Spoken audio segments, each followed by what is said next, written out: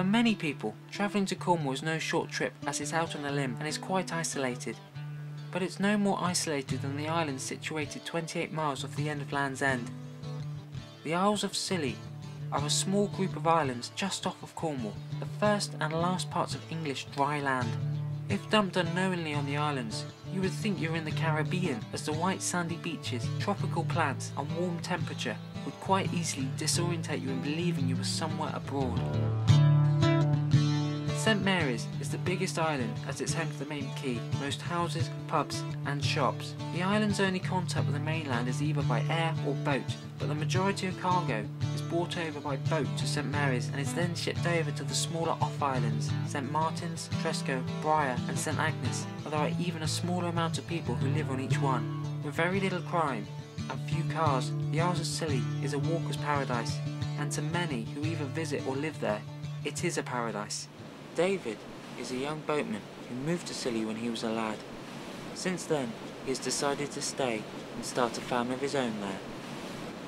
I think it was 98, somewhere around then, like full time. But I've been coming here since, I don't know, 7 I suppose, since I was 7. And yeah, just came here for holidays, kept coming, mum lived here. And then, yeah, I think 98 I finished college and done a summer here, done a winter here. That's basically how I ended up here. And then, you know, liked it so much, just ended up staying. So, and now I've landed like a job on the boats. Well, this is my 2nd year, and yeah, it's just a good little setup. Gonna get married this year. Got a child. Now it's 4 months. So no real desire to move away at the moment at all. I bought a boat when I came over here, and it's good, you know, you can go out fishing and all that gubbins, and I think that's basically it. It's, you know, it's not like the mainland. There's no traffic, or comparatively there's no traffic, certainly on Briar. You know, you've got the odd tractor, the odd quad, but you know, it's way slower pace of life. Beautiful surroundings and boats to play on. Perfect in my eyes. The people over here, brilliant. Cannot fault them, you know, at all. Friendly as you like, humorous, some more than others. But yeah, no, real good bunch, real genuine bunch of people over here. Like, you know, that live on the islands, but 90% of the people that come and visit Scilly are brilliant. You know, they know exactly what to expect. They, you know, then people would come back year after year, and, you know, and they know the crack. They know what, you know, they know what you like or whatever. But you know, as with anywhere you are, you get your difficult customers, but you know, it's minimal. Like, you know, 90% brilliant. It's only the odd 10% that are not so nice.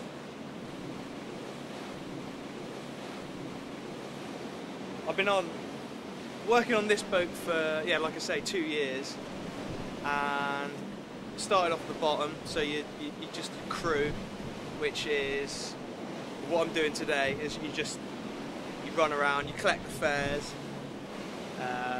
You know, when you get to an island, you put a rope ashore, tie up, chuck these fenders over, make sure they don't scratch the paint.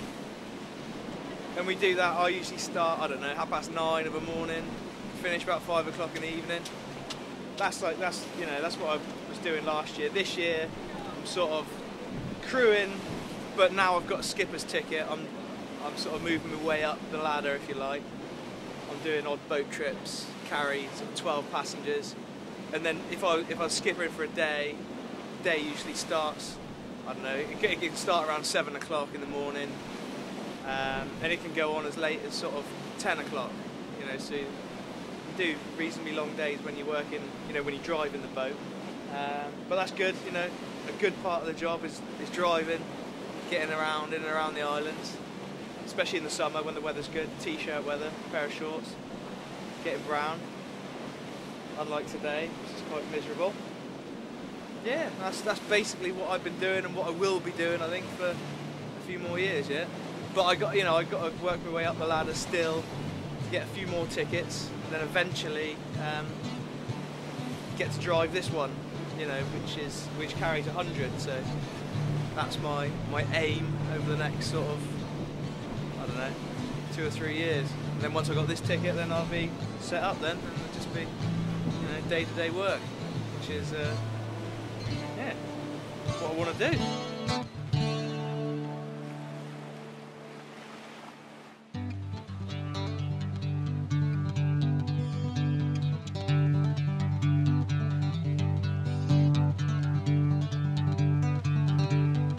Our short journey together around Cornwall is coming to an end. I have learnt that this county is much more than just a summer tourist hotspot. It can boast it was once a thriving industrial county which was home to many tough Cornish men and women. Although some of its traditional trades have died off, Cornwall is still a beautiful, proud county, and as we have witnessed, it is still home to a number of genuine people who for many reasons of their own choose to spend their lives in Cornwall.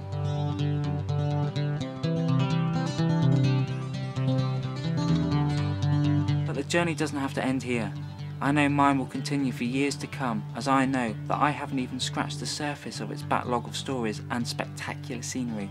But one thing's for certain, this county, its rolling moors and dramatic coastline has a constant hold over me, which I can't and will never get enough of, and I know many others feel the same passion as I do. So let's continue to enjoy what Mother Nature has given us.